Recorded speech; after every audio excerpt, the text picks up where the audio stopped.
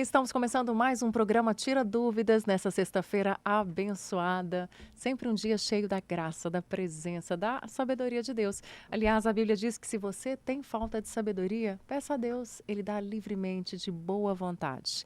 E eu creio que se você está conectado com a gente aqui através das ondas do rádio 91.9, como também através do nosso canal do YouTube, Rádio Vinha FM, essa é uma resposta de Deus, né? Deus quer acrescentar sabedoria à sua vida. É muito bom conhecer o Senhor, né? Andar nos seus caminhos, fazer a sua vontade. Deus não nos criou e nos deixou à deriva, né? Mas Ele nos deu um manual vivo, que é a sua palavra, e é sobre a sua palavra que a gente vai discorrer hoje, tá bom? E esse programa, ele acontece, como sempre, com a sua participação. Manda sua pergunta para a gente agora, para o nosso WhatsApp 999972005. Você pode mandar a mensagem também para o nosso canal do YouTube, o Andrezão está ali a postos, tá, para coletar suas perguntas, tá bom? Olá, pastor, tudo bem com o senhor? Olá, Raquel, tudo bem? Graça e paz do Senhor Jesus sejam multiplicados na vida, na sua vida, na minha vida, na vida do Edinaldo, do André e dos nossos ouvintes. Uma coisa importante que eu tenho a falar para você é: não tenha medo das impossibilidades. Elas não são importantes para Deus, a não ser para promover em você uma busca exclusiva de Deus. Necessidades são instrumentos para nós buscarmos a Deus. Impossibilidades. Impossibilidade é para fazer você frear, parar com toda articulação, estratégia pessoal e buscar somente a Deus. A impossibilidade é para colocar você numa condição de não deixar você nem ir para frente mais, porque não tem alternativa para frente, nem para trás, nem para a direita, nem para a esquerda. É só olhar para cima. É José, lá no fundo do poço. É o ponto de partida necessário que Deus precisa em você. Se você estiver nessa condição, julgue-se abençoado, porque você vai buscar a Deus e vai encontrá-lo. Quem busca, alcança. O Salmo 9 diz assim que Deus não desampara aqueles que o buscam. Nós estamos aqui compartilhando, a verdade da palavra, respondendo perguntas, tirando dúvidas. Esse é o nosso desafio. Mas eu quero tirá-las, na base da palavra e edificar a sua vida com essa palavra que é poderosa para te transformar, para te abençoar, mas, sobretudo, para sondar as motivações do seu coração. E sobre tudo que está acontecendo, Deus está querendo alinhar a motivação, os motivos do seu coração com o coração dele. Porque o coração de Deus revela a sua vontade, que é boa, perfeita e agradável. E eu digo que se o seu coração estiver exatamente assim, toda sorte de bênção você tem à sua disposição. Mas tudo isso é pela graça, tá? Não é pela força do braço. Pela graça do Senhor. E nós vamos às respostas que você me perguntar. Da dúvida que você tiver e fizer a pergunta, manda para nós. Uma pergunta, ela vai ser uma ferramenta aqui para composição do nosso programa e o nosso quadro de tirar dúvidas. Amém, Raquel? Amém, pastor. Só relembrando aqui, o nosso WhatsApp é o 999972005. Pastor, começar com a pergunta aqui do Paulo Sérgio. Ele diz o seguinte, Jesus chamou Judas de diabo e percebeu o diabo na vida de Pedro. Em que nível Satanás atuou ali na vida de ambos? Na vida de Judas e de Pedro. De fato, Judas, o diabo tomou o coração dele.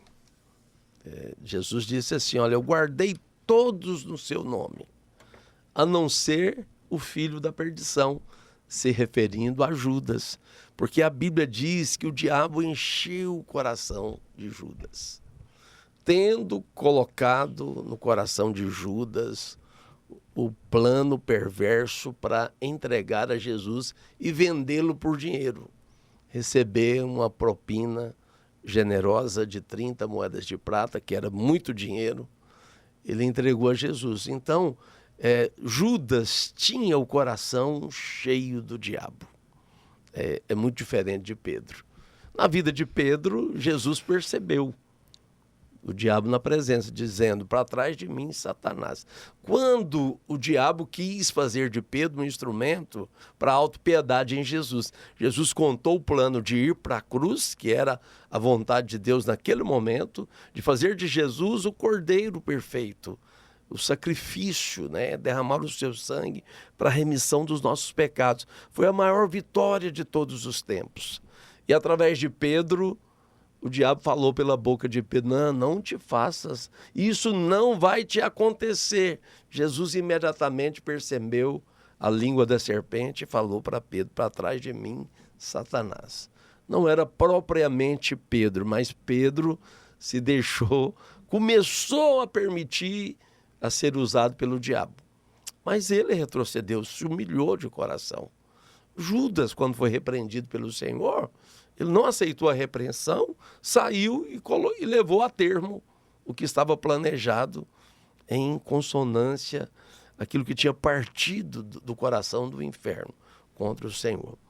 Então, Judas era filho do diabo, filho da perdição. Pedro não.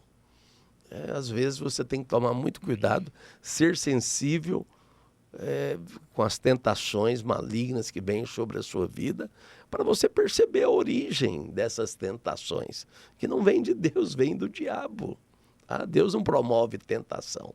Ninguém é tentado por Deus, mas pelo diabo. Então seja vigilante, né? E o Senhor nos guarde. Eu chamo isso de guerra espiritual. Mas o Senhor nos dá a vitória. Por isso ele nos armou, nos protegeu com a couraça da justiça de Cristo, o capacete da salvação, a espada do Espírito, o escudo da fé, os calçados da preparação do Evangelho da Paz, para resistirmos os ataques do inimigo. Amém. Amém? Acho que o senhor respondeu, mas só para ficar mais claro para mim e para o ouvinte, como é que a gente faz para desenvolver, então, essa sensibilidade, assim, de que o diabo está atuando? Olha só, em contato com o próprio Espírito. Você tem que ler a Bíblia. O contato com Deus é pela palavra, pela oração. Essa comunhão e intimidade faz você conhecedor das coisas de Deus. Porque a sensibilidade, de fato, Raquel, não acontece de maneira automática. Saber ouvir a Deus é um exercício contínuo. Eu sempre digo isso, gosto dessa afirmação ilustrativa, que se você for lá fora, ao meio-dia, e alguém perguntar por que está tão claro, você prontamente responde: é o sol.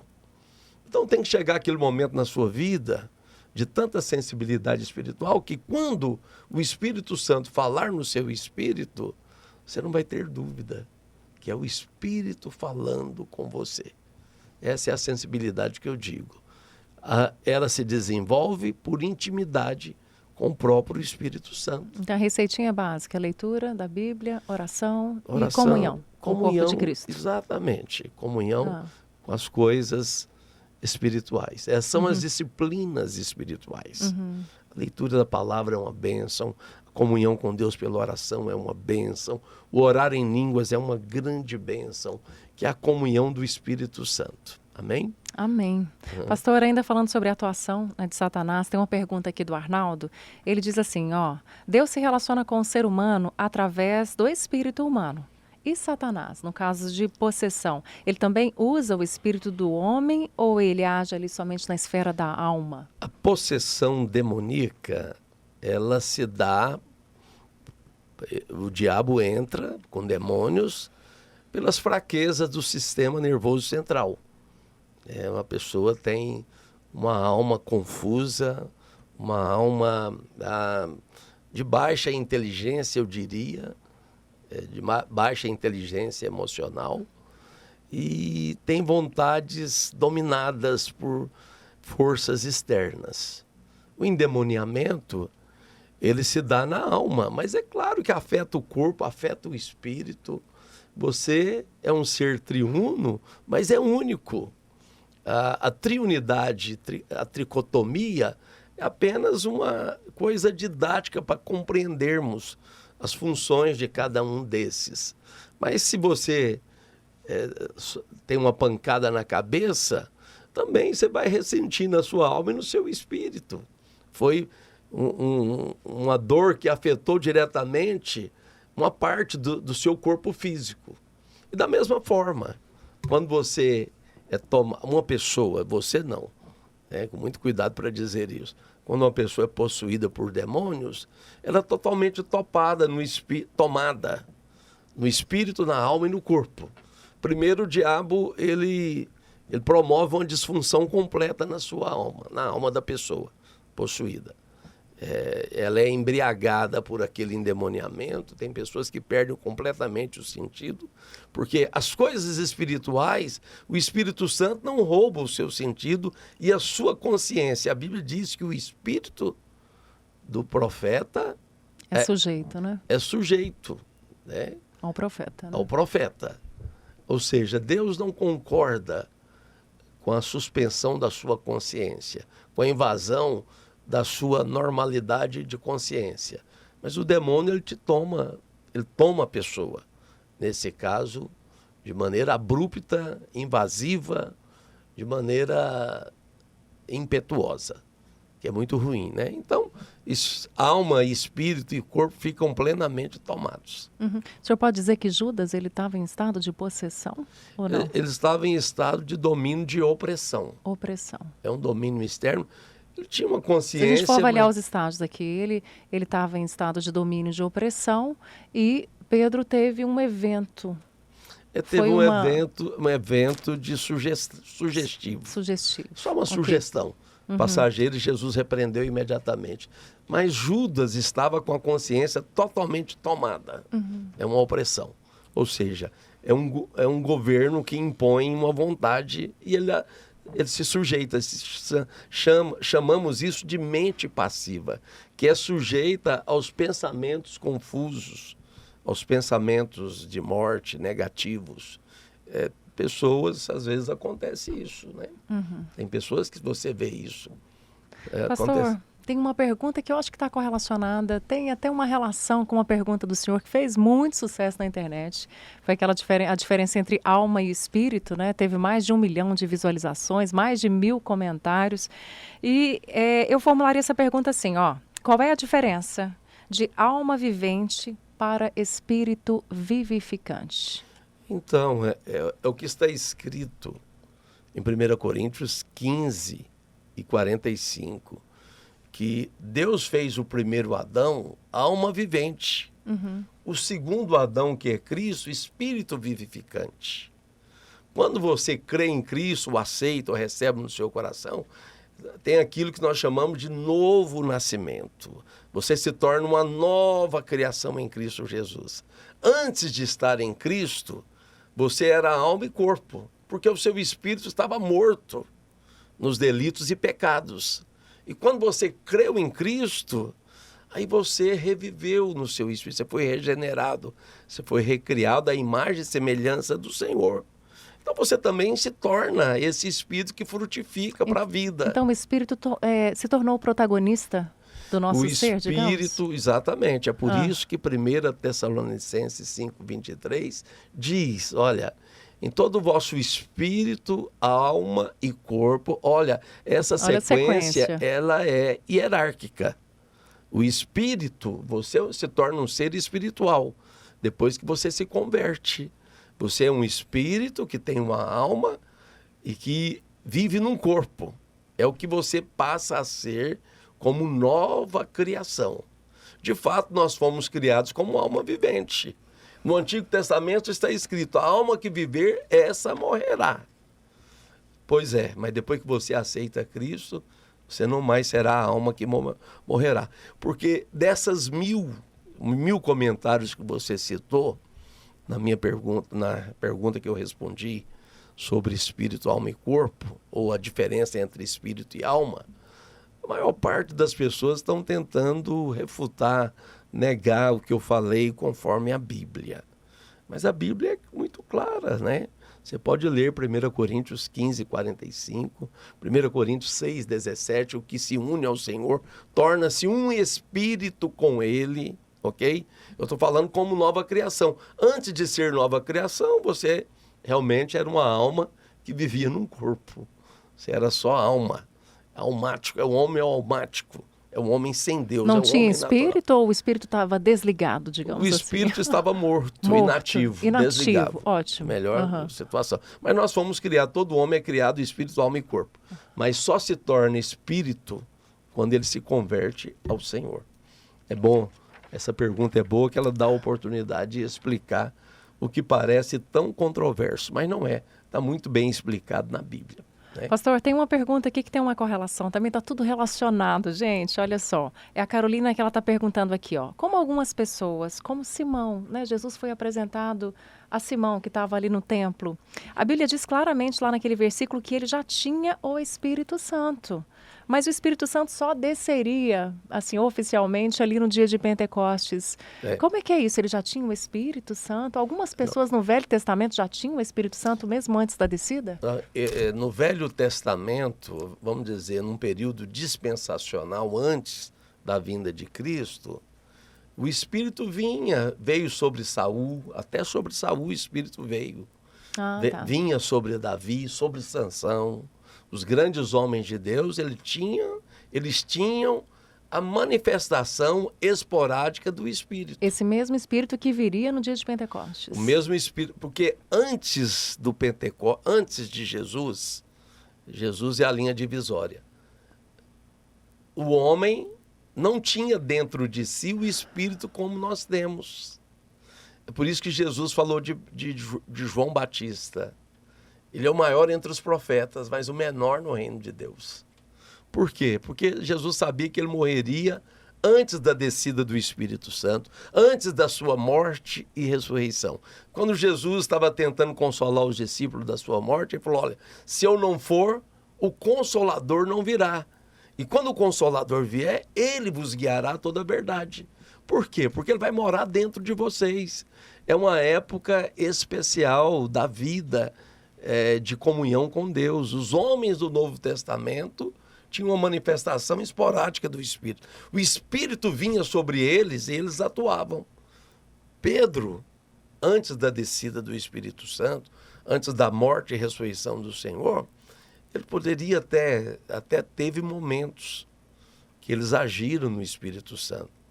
Em Lucas 10, 19, os discípulos dando testemunho do que tinha acontecido na primeira missão que eles receberam, que Jesus mandou de 2 em 2, 70 discípulos. E eles trouxeram um relatório para Jesus dizendo, ó, no teu nome nós curamos enfermos. No teu nome, até os demônios se sujeitavam a nós. Ele falou assim, olha, eis que aí eu vi Satanás caindo como... Eis que vos dei autoridade sobre serpentes e escorpiões. E eu via Satanás caindo como um raio. Ou seja, a vinda do Espírito Santo é o fracasso do diabo. Pedro, antes da morte e ressurreição de Jesus, ele ainda não tinha o Espírito de Deus entre ele. Sabe quando que os discípulos receberam o Espírito? Foi quando eles estavam com medo da perseguição dos judeus de Roma, a portas trancadas. Jesus entra e diz, paz seja convosco. Depois Jesus diz, recebam o meu Espírito. É ali que se deu efetivamente o novo nascimento na vida dos discípulos de Jesus. No Pentecoste foi um derramamento para transbordamento. Porque no Pentecoste, quem cria em Cristo recebia o Espírito dentro de si. É por isso que nós temos um Pedro muito diferente. É o Pedro de antes e o de depois do Pentecostes. Por quê? Porque agora ele recebeu o poder. O Espírito agora estava dentro dele, era algo efetivo. É claro que Pedro ainda continuou num processo de maturidade. A maturidade ela é contínua. Estou aqui falando para você, a Raquel está aqui, os irmãos estão aqui. Nós estamos num processo de maturação.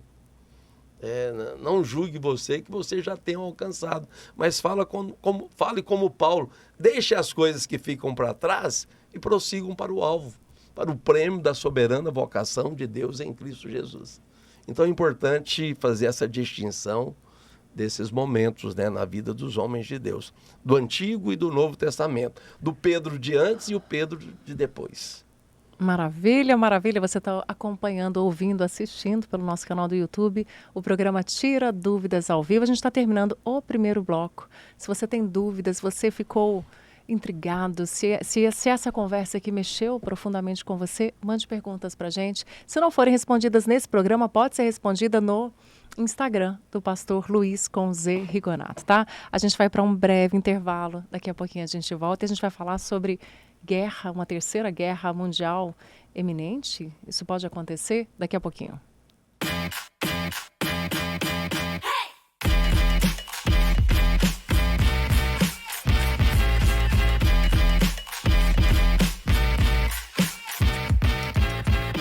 Estamos de volta ao segundo bloco aqui do programa Tira Dúvidas, esse programa que é muito abençoado, que acontece toda sexta-feira aqui na Rádio Vinha.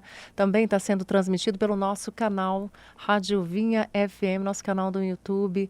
Se você não se inscreveu, faz isso agora, aproveita, curta, comente, participe com a gente. Depois você pode assistir com calma, né? Porque tem temas aqui que são muito densos e eu tenho certeza que você pode ouvi-lo atentamente, compartilhar com algum amigo seu. Nós deixamos no ar, pastora, não cheguei a fazer a pergunta, né, mas é sobre Terceira Guerra Mundial. E a pergunta é a seguinte, a do Vitor. Ele diz aqui, ó, a OTAN está se preparando aí para uma guerra contra a Rússia. Inclusive como é que é o nome do... O Rob Bauer, ele falou que as pessoas deveriam até se preparar para uma possível terceira guerra mundial. Falou para as pessoas estocarem água, terem pilhas, terem um rádio, se prepararem, porque na opinião dele, a gente não está assim gozando de uma paz, não. A gente está numa iminência aí de uma terceira guerra mundial. O senhor acredita que isso tem sentido? Então, guerras nós estamos vendo. Guerras Israel, Oriente Médio... numa colisão de forças, Estados Unidos, Inglaterra, Alemanha, Canadá, eles estão contra-atacando os Houthis, que é um grupo terrorista do Iêmen, que se situa às margens do Mar Vermelho, onde é um curso de navegação muito volumoso, onde 40% da produção mundial passa por aquela rota marítima. E em perseguição a Israel e aos seus aliados, esse grupo terrorista está atacando a navegação, que inclusive já caiu 30%. E está tendo realmente uma verdadeira guerra. A terceira guerra é um rumor de guerra. O presidente da OTAN, ele está falando para haver uma preparação, porque a possibilidade é uma realidade. A OTAN, organização... do Tratado do Atlântico Norte. É uma colisão de nações, que são mais de 30 nações em unidade contra um único país, que é a Rússia, que é a segunda maior potência bélica do planeta, que tem um poder de fogo destrutivo, que é muito perigoso. Agora, a iminência de uma terceira guerra mundial é uma realidade. Não quero causar medo. Se você é igreja, você está num território de segurança. Mas a possibilidade de uma terceira guerra mundial é muito grande. Jesus falou em Mateus capítulo 24, versículo 6. Senhor, na época da sua vinda, as vésperas desta vinda do Senhor, o que vai acontecer? E Jesus falou, vocês ouvirão falar de guerras, que elas estarão acontecendo, e de rumores de guerras. As guerras estão aí. Ou seja, na Europa Oriental, entre Rússia e Ucrânia, arrastando atrás de si 30 países, é uma guerra parcial, mas de uma parcialidade muito grande. E depois vai para o Oriente Médio. Os países do Oriente Médio, envolvendo potências como Israel, como o Irã, o próprio Irã, que está ali nutrindo de todos os recursos e armamento, grupos terroristas o Hamas, Hezbollah e agora o Houthis, que é do Iêmen, eles estão em prol de uma fermentação de uma guerra que pode eclodir e resultar numa terceira guerra mundial. A gente está vendo. Agora, precisa ver que é um espírito, não é somente pelo lado de lá. China, lá, querendo invadir Taiwan. E está sendo seguro por acordos diplomáticos difíceis com Estados Unidos e países poderosos. Você vê aqui na América Central, América do Sul, Venezuela, com as Guianas, depois o Equador eclodindo uma grande guerra civil. E por todos os lados a gente está ouvindo falar das guerras que já estão acontecendo. Agora, Quer dizer, os rumores já são reais. Guerras Teve é uma guerras, realidade. rumores. O rumor é da Terceira Guerra. Uhum. Ou seja, o rumor seria a possibilidade, uma sugestão que o próprio presidente da OTAN está falando para o mundo se preparar, que a possibilidade é muito grande. Pastor, qual que é a base para isso acontecer? Apocalipse capítulo 6. Os 4 cavaleiros do Apocalipse começaram a sua cavalgada na ascensão de Jesus. Quando Jesus morreu, ressuscitou, 40 dias depois ele ascendeu ao céu. O que são os 4 cavaleiros do Apocalipse? São potestades que atuam na terra. O segundo selo diz que, quando abriu o segundo selo, esses selos aqui é do testamento de propriedade da terra que Jesus está abrindo. Quando ele abre os selos para se apropriar da terra, o inferno se levanta contra isso. E a Bíblia diz que foi visto um cavalo vermelho, e ao seu cavaleiro foi-lhe dado tirar a paz da terra, para que os homens se matassem uns aos outros pela guerra. Foi dada uma grande espada. Era o símbolo da guerra nos dias que Apocalipse foi escrito. Agora, esse cavalo encerrou a sua cavalgadura? Não. Só haverá paz e o fim da guerra quando o príncipe da paz vier reinar sobre a terra. É por isso que Jesus nos ensinou a oração. Venha o teu reino e que a sua vontade seja feita na terra como ela é feita no céu. Por homens normais, mesmo que sejam pastores, profetas, apóstolos, não existe vontade plena de Deus na terra como ela é feita no céu. Para que isso aconteça, Jesus tem que vir. Agora, a possibilidade de uma terceira guerra mundial é uma realidade muito grande, infelizmente. E isso vai acontecer a qualquer momento. Não quero aqui fazer terrorismo, né, na sua vida, mas apenas te estimular a buscar o Senhor.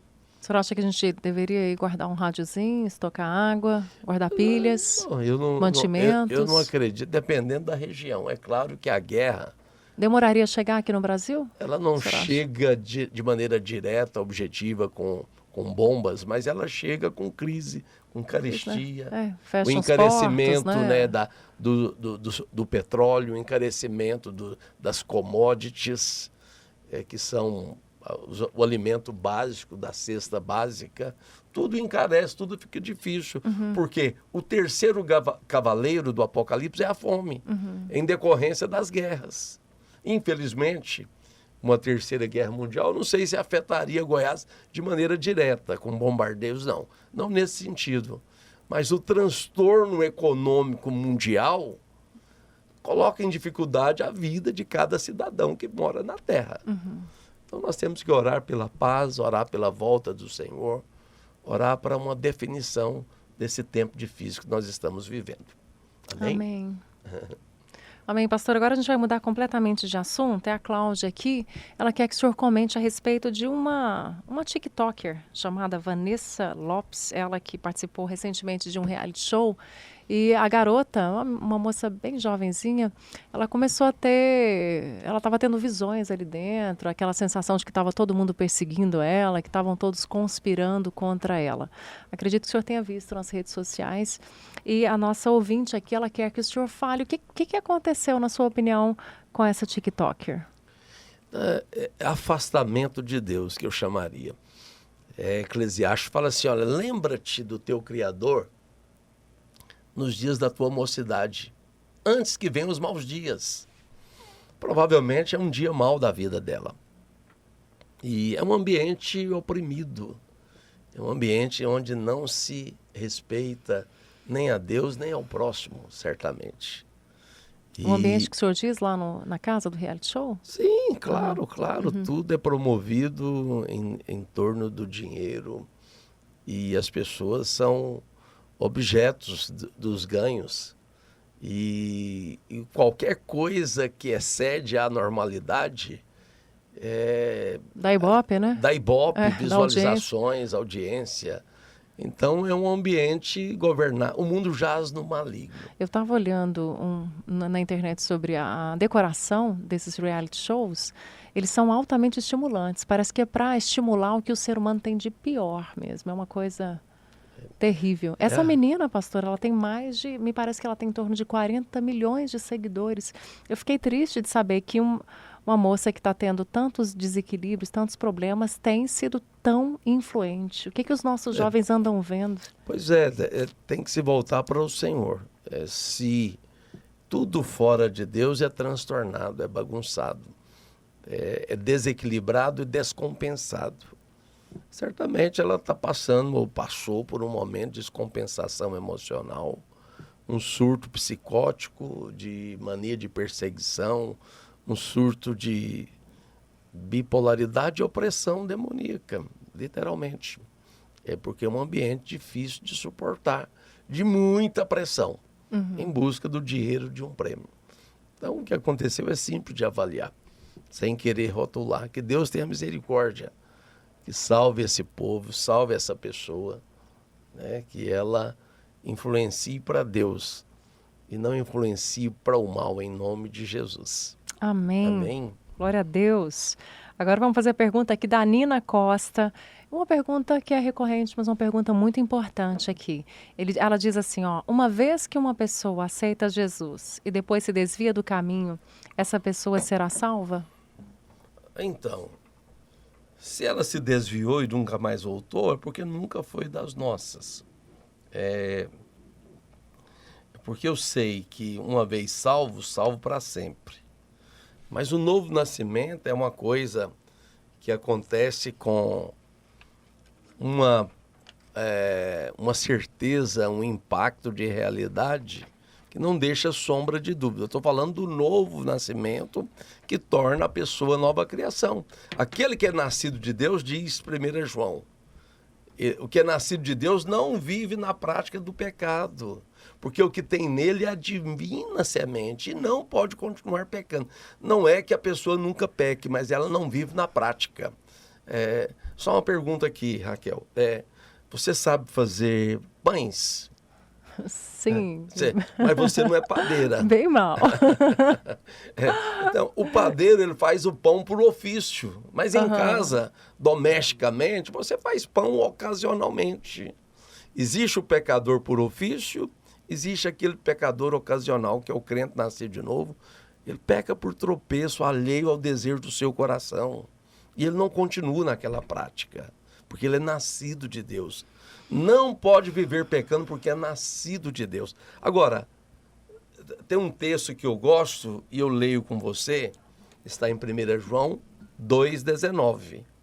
Essa pessoa aí que estava entre nós se desviou. Ela é salva? Pois se nasceu de novo, é salva. Se não nasceu de novo, porque não é só frequência de cultos, não é só participar no meio do povo de Deus que torna uma pessoa crente, que dá a ela a realidade de vida nova em Cristo. Não, é algo muito mais profundo. Agora, e esses que saíram e nunca mais voltaram? 1 João 2,19 diz, eles saíram de nosso meio, entretanto, não eram dos nossos. Porque se tivessem sido dos nossos, teriam permanecido conosco. Todavia, eles se foram, para que ficasse manifesto que nenhum deles é dos nossos. Então, a palavra de Deus faz a avaliação perfeita dessa condição. Se estava entre nós, saiu, nunca mais voltou. Aí morreu. Bom, era salvo ou não? É um julgamento que eu não tenho habilidade para fazer. Isso pertence a Deus. Essa palavra de Deus traz uma clareza muito grande a respeito dessa condição. Pastor, uma pergunta importante da Rosane aqui. Ela pergunta aqui, se cada cristão é templo do Espírito Santo de Deus, Por que é que a gente precisa ir num templo, então? Jesus falou assim em Mateus capítulo 18, versículo 19. Se dois ou três concordarem a respeito de qualquer coisa que porventura pedirem, será feito, porque onde 2 ou 3 estiverem no meu nome, eu estou ali no meio deles. O ajuntamento santo, ele é necessário. É o congregar. Porque o congregar é a edificação mútua do corpo de Cristo. Um membro isolado não é a igreja. Ele é um membro do corpo de Cristo. Mas se ele vive isolado, ele não tem vida de Deus nele. Agora, o membro que é do corpo de Cristo de fato, ele vive na conexão com o povo de Deus, tem prazer nisso. E as reuniões? É para prestação de culto, de serviço a Deus. E a congregação, quando ela se reúne, sim, aí ela constitui o corpo de Cristo. E Paulo falou, quando vocês se ajuntam, um tem salmo, outro tem profecia, outro tem palavra de sabedoria e de conhecimento, outro tem visão. Essas coisas acontecem no ajuntamento do povo de Deus. E esse ajuntamento, ele é bom por quê? Porque ele é a expressão da glória de Deus, que só acontece no ajuntamento do povo de Deus. Né? Mas as pessoas dizem, não, eu não quero ser mais igreja. Então aprenda uma coisa, o reino de Deus é muito maior do que a igreja. Só que só a igreja recebe as chaves para ter acesso ao reino de Deus. Jesus falou assim, eu estabeleço a minha igreja. E com ela estabelecida, os poderes do inferno não prevalecem contra ela. E vocês receberão as chaves do reino. O que vocês pedirem no meu nome, será feito. O que vocês ligarem na terra, vai ser ligado no céu. Mas quem que tem o poder de fazer isso? A igreja em unidade. Ou reunido ou não, mas em unidade. E a igreja local é a distribuição do corpo de Cristo em cidades, estados, países, continentes, pelo mundo inteiro. Mas os ajuntamentos, ele é prescrito na Bíblia, em Hebreus 10, 27, fala, não deixando de congregar, como é costume de alguns, né? E vede que isso não aconteça quanto mais o tempo se aproxima. Então é uma bênção o ajuntamento da igreja. Né? Desista de ser crente sozinho, isolado. Isso não existe na Bíblia, nem no projeto de Deus para o reino dele, que começa pela igreja e avança para o reino. O reino tem 3 aspectos: a semelhança, a realidade e a manifestação. A realidade é a igreja reunida, tá? A manifestação é quando o Senhor vier. Oh, glória. A gente se complementa, né? Quando estamos juntos, somos completos. Quando eu penso em congregar, pastor, eu penso na imagem do dia de Pentecostes. Porque Deus, ele distribuiu, né, várias línguas de fogo entre nós, né? E então, quando nós estamos juntos, é como se formasse um grande fogo. Tudo é mais poderoso, né? Ao poder de Deus. Aleluia, exatamente. Que bênção. Maravilha. Amém. Obrigada a você que participou com a gente até agora, né? Tenho certeza que você foi abençoado, mas tem mais uma porção de bênção para você. Se você está nos ouvindo no carro, se você puder dar uma paradinha ou em casa, para o que você está fazendo. O pastor Luiz Rigonato vai ministrar uma oração, lembrando que o Instagram dele é Luiz com Z Rigonato e o meu Raquel de Lima Oficial.